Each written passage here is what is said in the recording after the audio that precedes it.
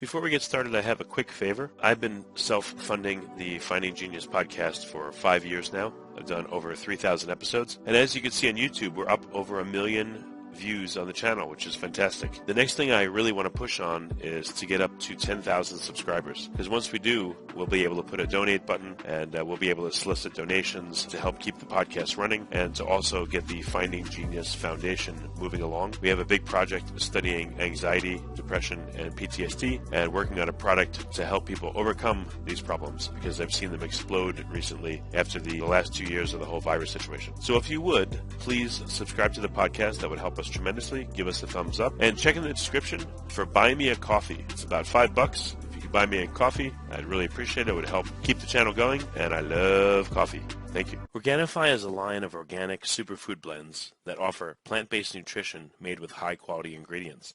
Each Organifi blend is science-backed to craft the most effective doses with the ingredients that are organic and free of fillers and contain less than 3 grams of sugar per serving, like Organifi green juice with essential superfoods and a clinical dose of ashwagandha.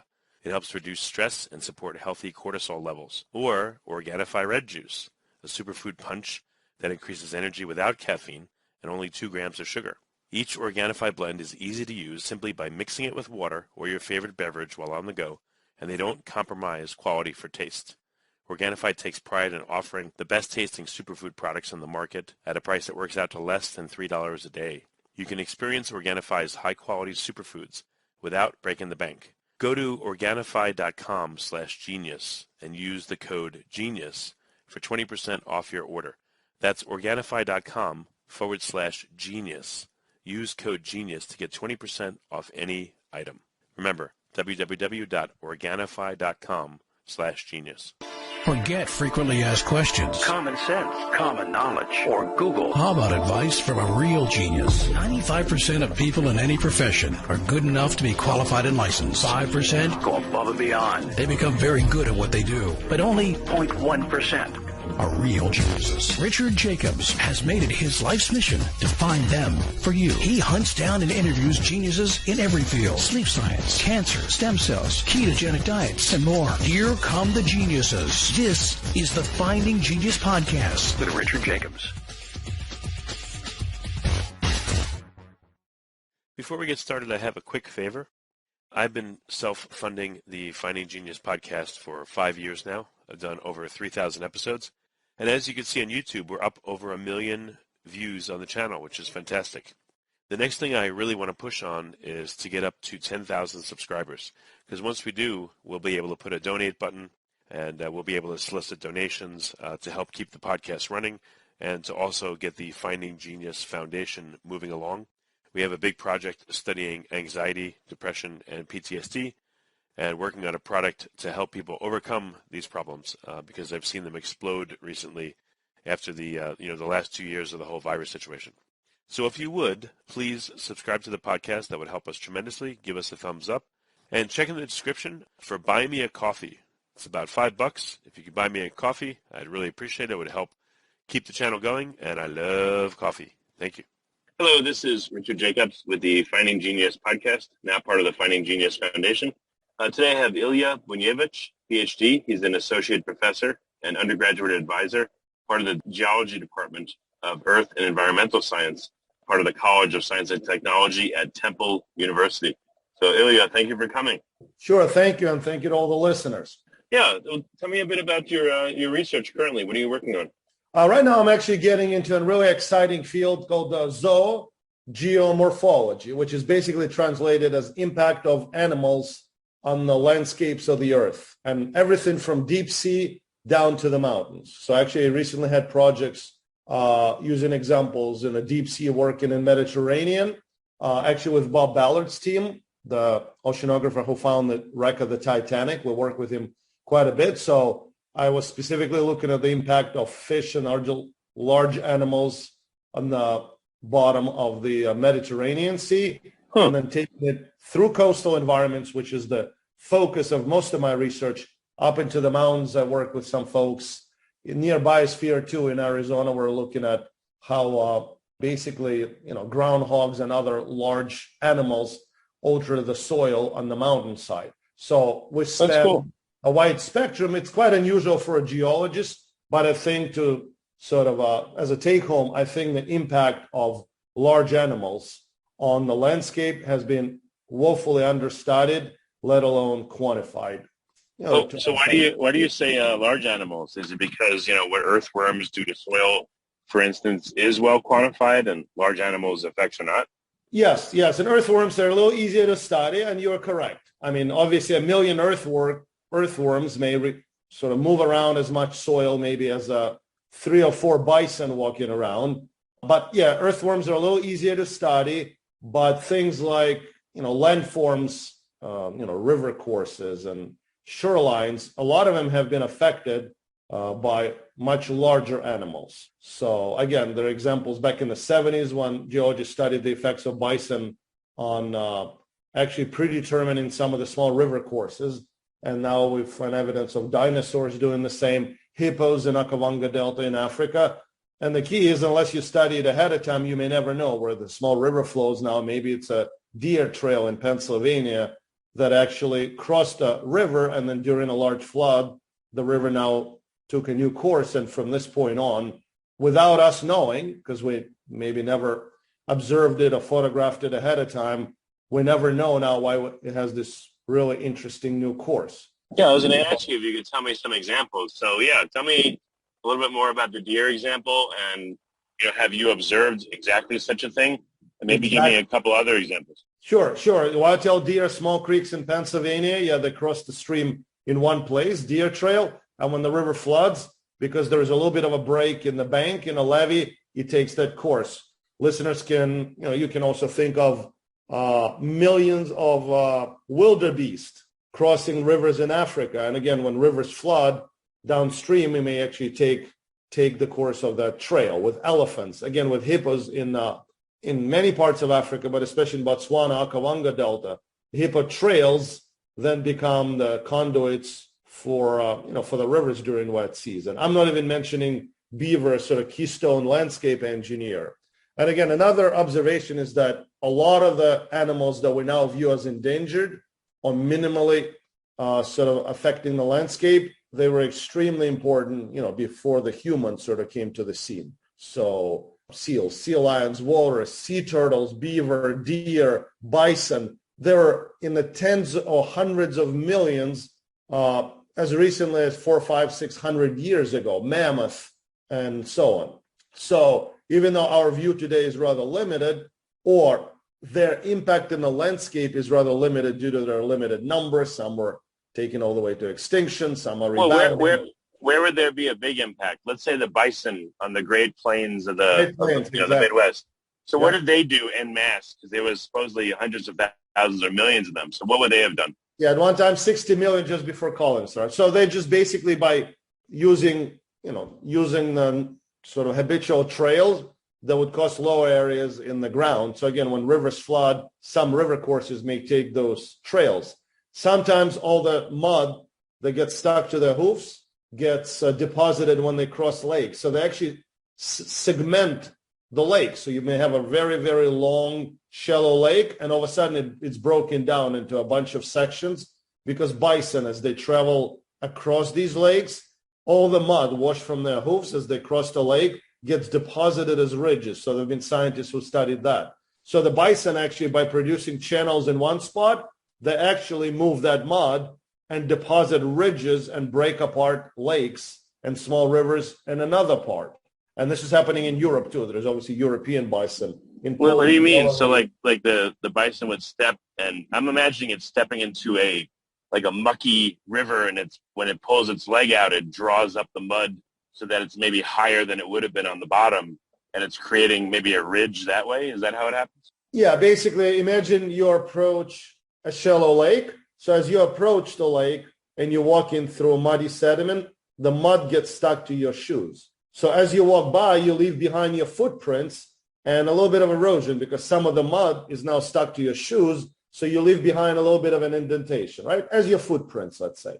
And all the mud stuck to your shoes now gets washed away and deposited in the wetland, in the first wetland you're going to step in, a lake, a shallow stream, right? If it's really quiet water. So you've just created footprints or little indentations where you walked, and you've just deposited all that mud in the water body that you crossed. So now imagine not yourself, but hundreds of thousands of bison walking back and forth in exactly the same trail.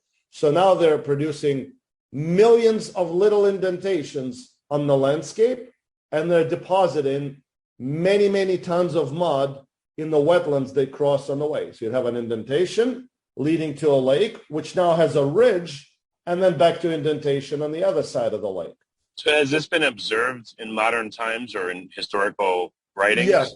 Or is it Some of it's inferred been only? observed. Yes, some of it's been observed in recent times, and then maybe some of the relic features have been studied. But this is the key there, is studying these relic features is extremely difficult, because unless you find footprints, you may not even realize that these large gullies in the landscape are produced by bison, let alone ridges that are segmenting the lakes is the result of bison. Just like if I tell you that thousands of depressions in ancient beaches are due to sea turtle nests, not due to storms and tsunamis, you'd say unlikely, because there are only 6 sea turtles that we've observed on that beach today.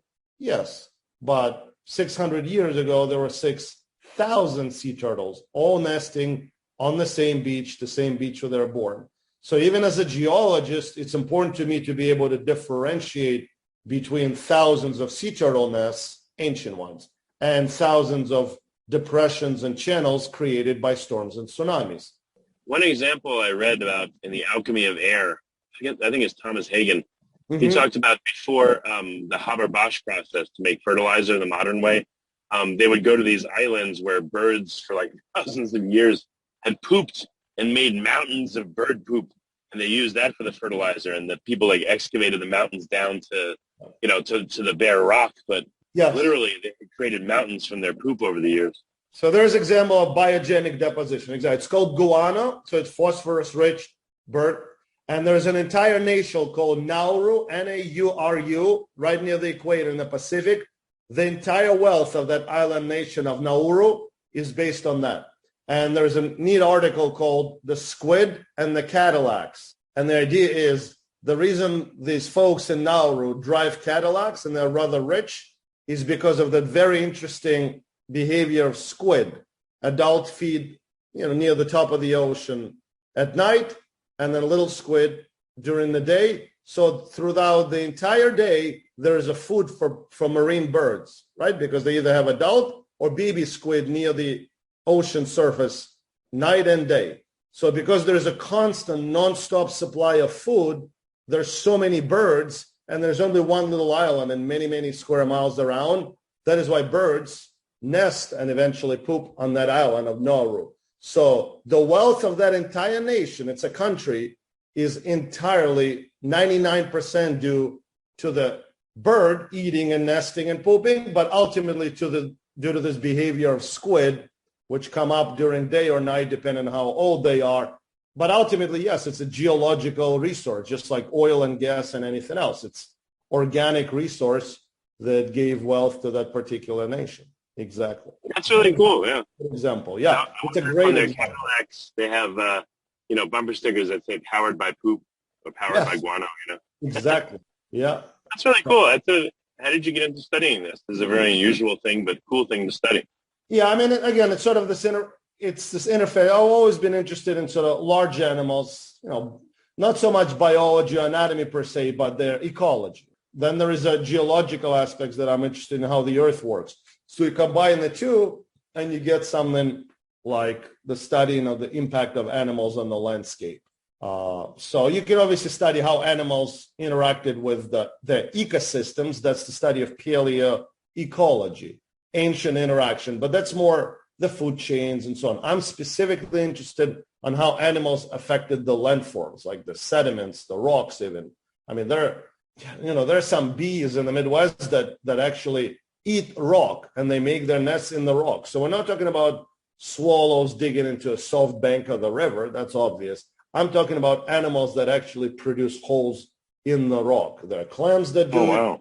There are bees that do it, that bore into sandstone, and there are some other animals. So we're beyond just animals digging in soft sediment or soil. We're into animals that can actually, that can rock. And again, humans coming with our technology, now obviously we've taken place. So it's a simultaneous near extinction or reduction in the impact of large animals and concomitant sort of increase in human activity that now we say everything that we see now is unprecedented due to human activity. Yes, obviously animals don't build concrete buildings and concrete dams, but beavers build dams just out of twigs, and birds build nests also out of twigs. So animals are also engineers. They just, use their own sort of technology and tools, but over millions of years with the number of animals of different sizes, of different quantities. Well, it's not just animals. It sounds like insects are engineers, and yes.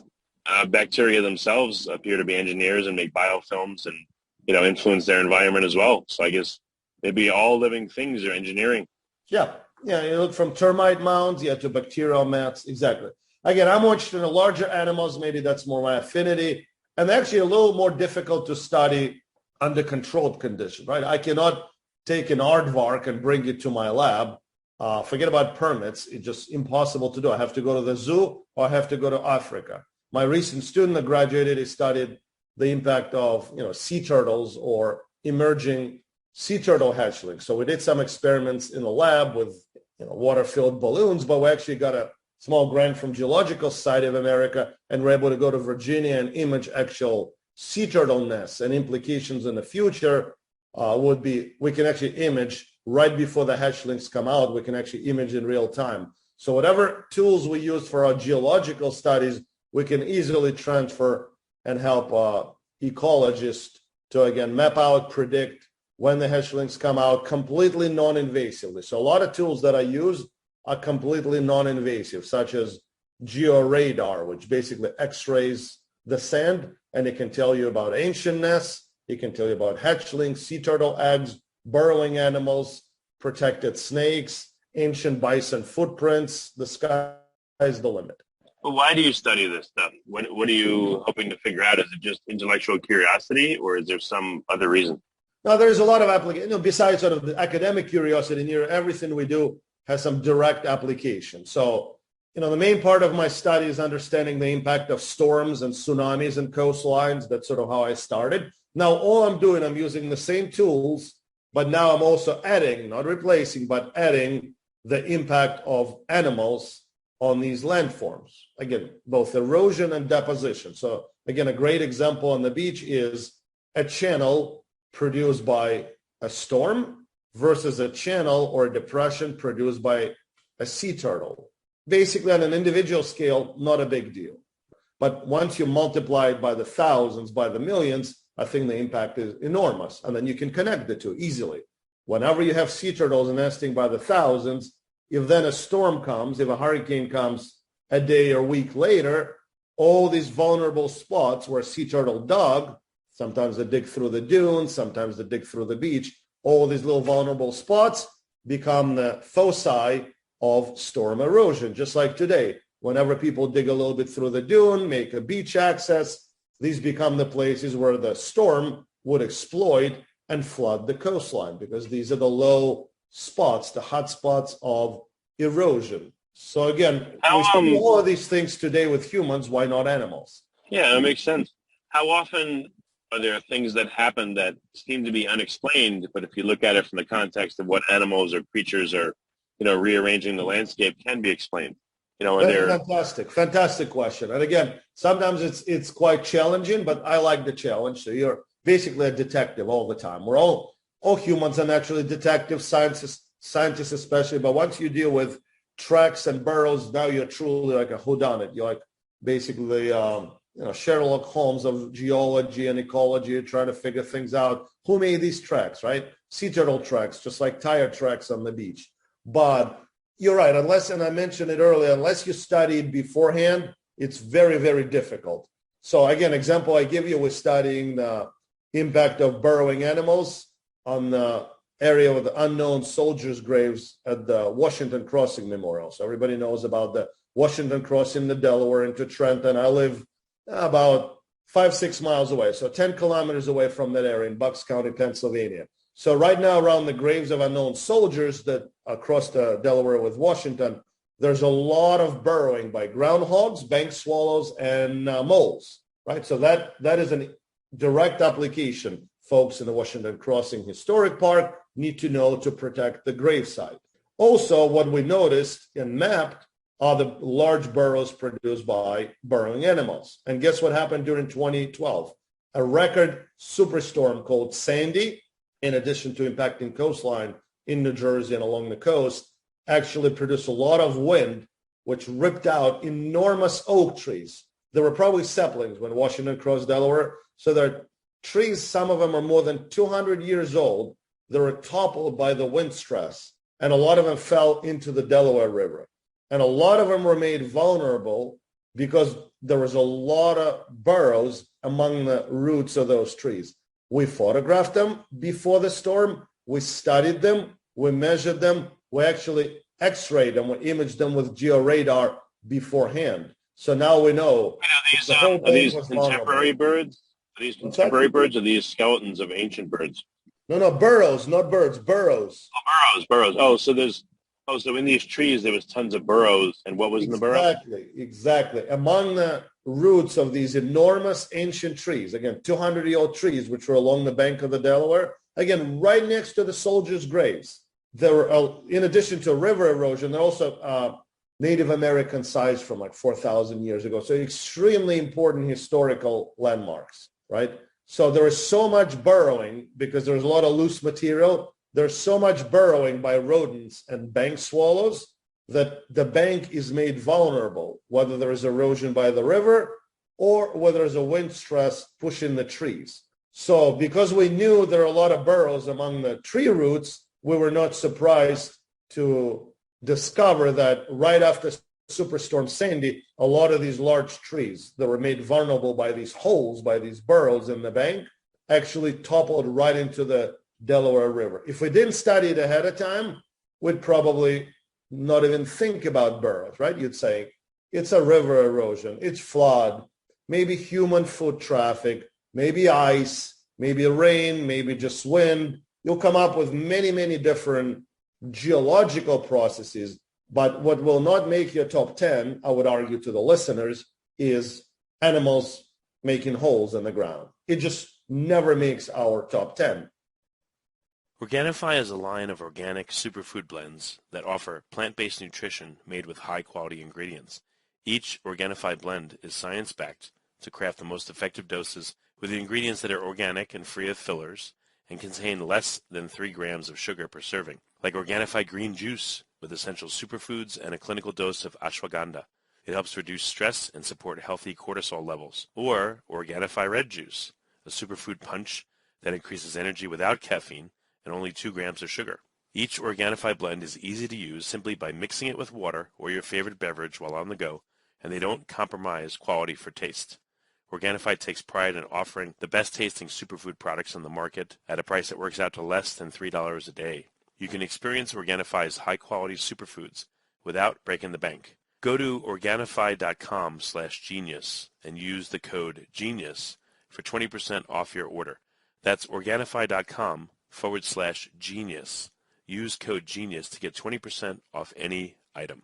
Remember, www.Organifi.com/genius. Yeah, are there things that have happened that appear to be over geologic time, millions of years, but actually they can be explained by something that happened either by living creatures or not, but very quickly? Yes. Like, for instance, I had read, Mount St. Helens, the eruption there, a whole bunch of trees are blasted onto a lake, and they sank, and they made this and that, and they decayed, and it could have, if you looked at it later on, you might have said, oh, it took millions of years, but if it was actually observed, it was maybe only a decade that it caused X, Y, Z to happen. So yes. You observe that. Yes. So, and again, we have ways to date things. So if this is an issue, you can date a beaver chewed stump, you can date these trees in a lake, and you can realize they're young. But yes, it's called actualism. We're basically observing certain processes, and then we can interpret the past. And all these events, whether they're done by extreme events, storms, tsunamis, landslides, earthquakes, or animals, they're extremely rapid on the geological time scale, even human time scale, right? They may take minutes, seconds, hours, and yet they can, as you mentioned, they can make up a large part of the geological record. So the archive that we study by volume or by thickness may take up many, many meters or square kilometers, and yet it only took minutes to hours. And again, example would be, erosion or deposition due to a tsunami or a storm. Tsunami takes a few hours, and then you have a deposit that's sitting there for many millions of years, and it may be several meters thick. So we naturally attribute everything that's big and thick and widespread, we attribute to some major long-lasting events, and it is not accurate in many cases. In many cases, what takes up a lot of space may not take much time at all, sometimes minutes to seconds. Are there any historical events that you now see through different eyes, or you have a hypothesis about how it happened that's different from what's supposedly written that what happened? Any major historical events that you've noticed? Yeah, excellent question. Yeah, just again, good example would be both in Pennsylvania and in other places is the removal of the mill dams, when they use small river dams for grist mills to grind wheat, right, in many parts of the world. And then at some point they remove, even now a lot of places they're removing dams that are used for hydroelectric power. But anytime you remove the dam, all of a sudden you release all the water with all the sediment, usually mud collected. So all of a sudden you have this huge flushing of a lot of mud that now covers a lot of the stream valleys in Pennsylvania. So as a geologist, I'm walking around, I see this sort of relatively barren mud, no fossils in it, but it's thick. So you have these small creeks, and they have several feet, maybe more than a meter of mud. And I think, well, that's got to take a long time. Maybe it's right after glaciation. Maybe glaciers melted and all the mud got flushed down the creeks. Nope.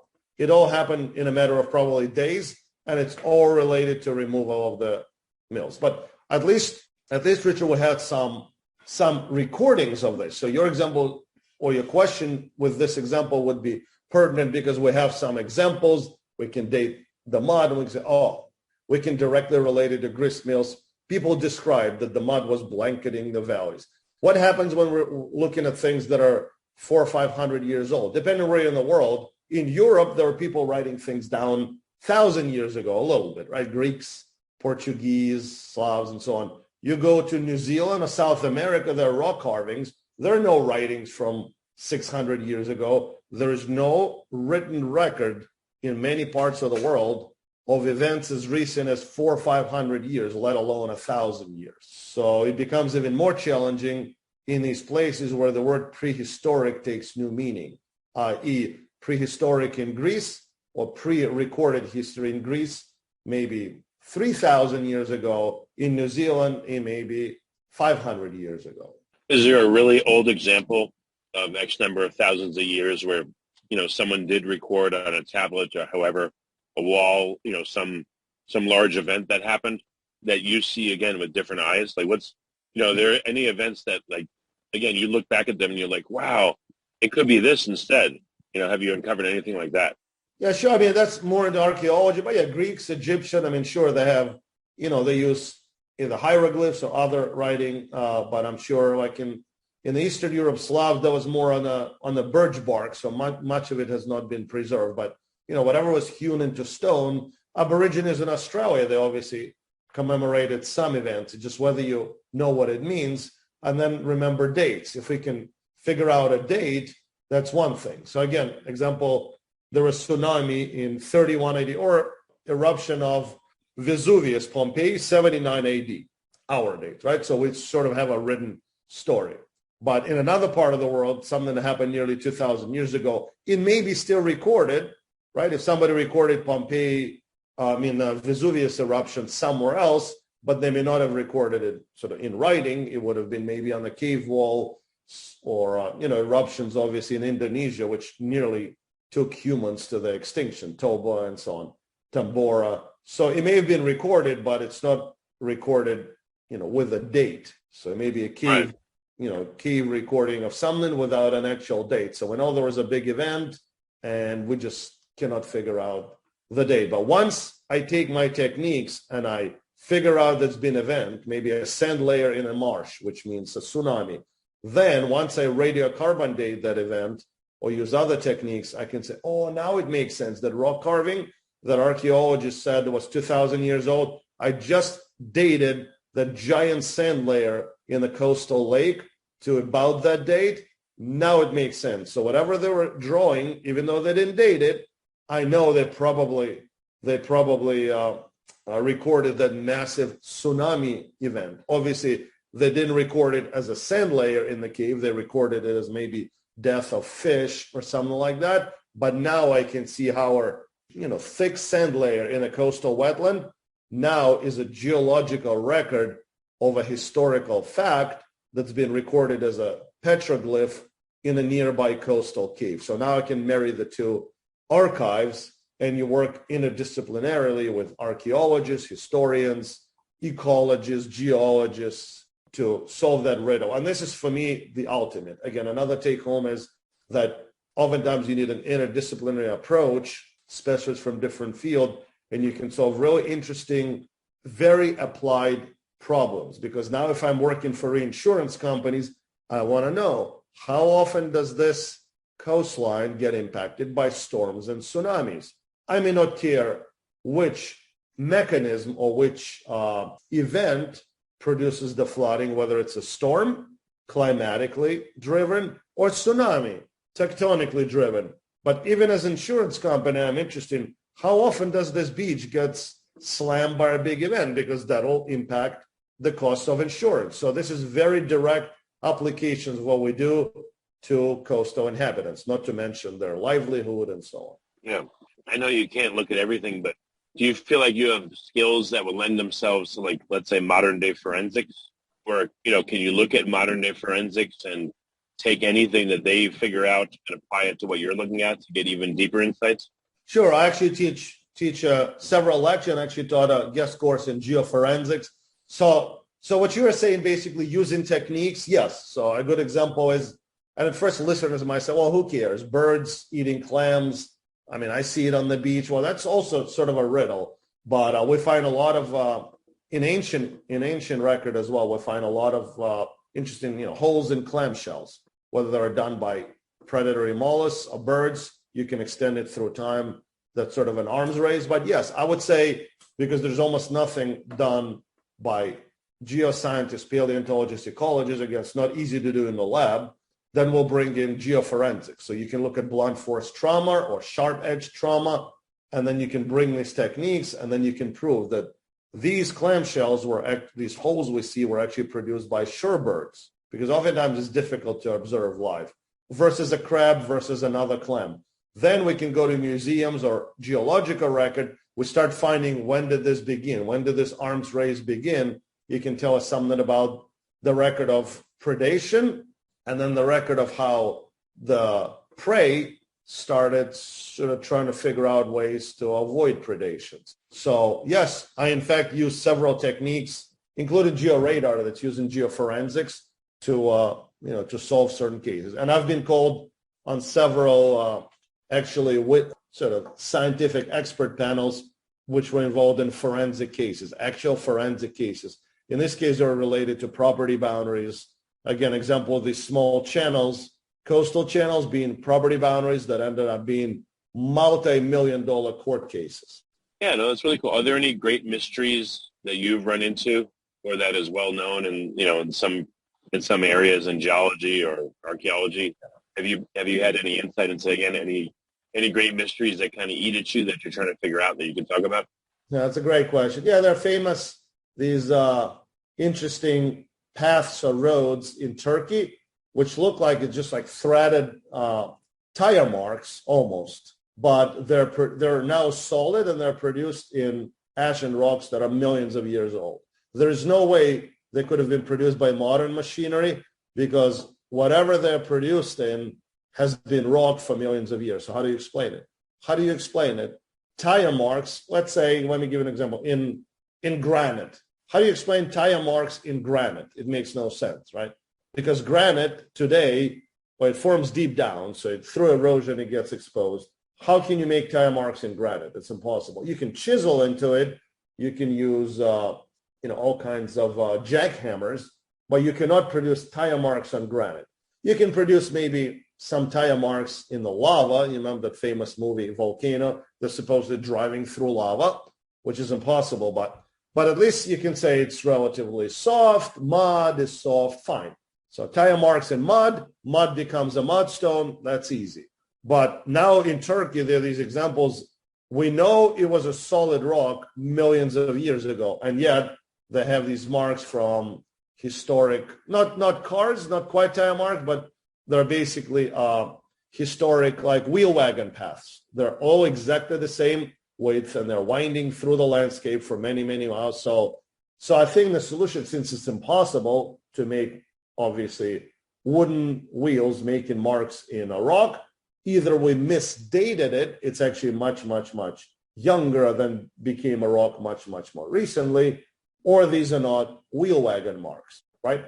Oh, what if like grains of sand got crunched into the wheels, and then when the wheels went over these, these granite areas, the grains of sand abraded, the pressure and the weight of the vehicle and the grains of sand, I'm just making this up, the wheels may have abraded the rock over and over if many wagons went that way, and maybe that's why it looks like that. Yeah, so that was basically one of the solutions. That was exactly that. I mean, it wasn't grain of sand, but the wheels, wooden or not, just like bison, right? Going over the same area many, many times, even if it's just wooden wheels. Yes, obviously with grains of sand and sandpaper, it will be even easier.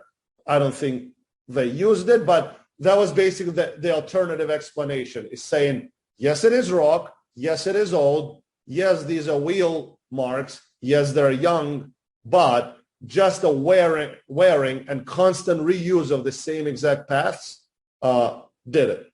So after a long enough time, water, wood, antler, and so on, you would wear away these things. So they basically reuse these wheelbases. So yeah, I mean, you're right. That is basically the explanation that they use, even without sand, just basically constantly using exactly the same pathways for the wagons, because then they're not sliding. You just put a horse or a donkey and you just use it again. But you got to start somehow. So I guess they've been used for many thousands of years. Yeah, it's very cool. Yeah. Are there any, research projects you have in the works right now that are particularly capturing your attention, or, you really want to make some headway on that you can talk about? Yeah, to circle back again, my current student is actually looking at the impact of bison on the landscape. And the reason I kept choosing bison, because it has the highest impact of any animal in the world, like on the soil, right? Because it's heavy, and yet it stands on these, 4 cloven hoofs. Like if you divide the weight of the elephant by its flat feet, the impact is not nearly as much, right? So somebody in high heels versus sneakers, high heels will always produce deeper holes. So again, the impact of a bison is the greatest of any land animal today at chiseling away at the soil. So we're actually going to go to bison farms. We did some lab experiments. So that's an interesting experiment to quantify, so that, wallows that bison make when they dust bathe, trails they make, and so on. So that's one of them. More work on sea turtles and maybe collaborating with ecologists. And another one actually another student working on looking at the historical tidal channel in New Jersey, which was used actually during Revolutionary War, which is now completely closed. It has a big town there now, but there's this legacy of an ancient tidal channel, tidal inlet, which was a nice conduit for trade, for military operation, for warfare. And today, again, on a much larger scale than anything produced by animals, these natural tidal inlets become boundaries for towns, cities, sometimes even nations. They have interesting structure as far as groundwater, right? Whenever you're looking for potable water in coastal regions, which is a huge issue because there is salt water all around. So that becomes an issue, and it actually has a lot of interesting application, finding both historic and prehistoric rivers and channels. So on a smaller scale, we may be looking at things produced by animals, but once you multiply them, they become much larger scale. And then you have a geological events like, again, storms and tsunamis that produce their own signatures, which again become storm channels, tidal inlets that humans use for many, many, many years. And some of them are even made into state, national, and even international boundaries. Very interesting. Well, cool. Ilya, it was great to talk to you. Where can people find out more about your work? It's fascinating. Yeah, so basically, if you just look at the Temple University, you can put in coastal research. I'm at coast@temple.edu, and you can easily find the website. So you can just basically put coastal research or coastal geology, Temple University, and it should be able to bring them to some of the research we're doing. Excellent. Well, Ilya, thank you so much for coming on the podcast. I appreciate your work and very interesting insights. Thank you, Richard. And thank you very much for your insightful questions and even some of your answers. Definitely interesting solutions to some problems we still have. Organifi is a line of organic superfood blends that offer plant-based nutrition made with high-quality ingredients. Each Organifi blend is science-backed to craft the most effective doses with the ingredients that are organic and free of fillers and contain less than 3 grams of sugar per serving, like Organifi green juice with essential superfoods and a clinical dose of ashwagandha.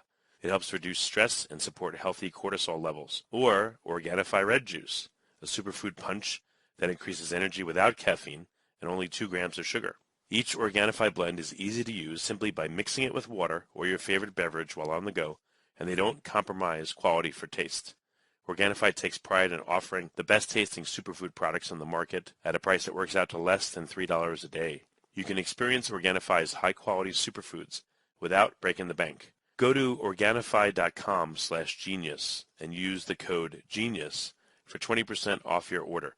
That's Organifi.com/genius. Use code GENIUS to get 20% off any item. Remember, www.Organifi.com/genius. You've been listening to the Finding Genius podcast with Richard Jacobs. If you like what you hear, be sure to review and subscribe to the Finding Genius podcast on iTunes or wherever you listen to podcasts. And want to be smarter than everybody else? Become a premium member at findinggeniuspodcast.com. This podcast is for information only. No advice of any kind is being given. Any action you take or don't take as a result of listening is your sole responsibility. Consult professionals when advice is needed.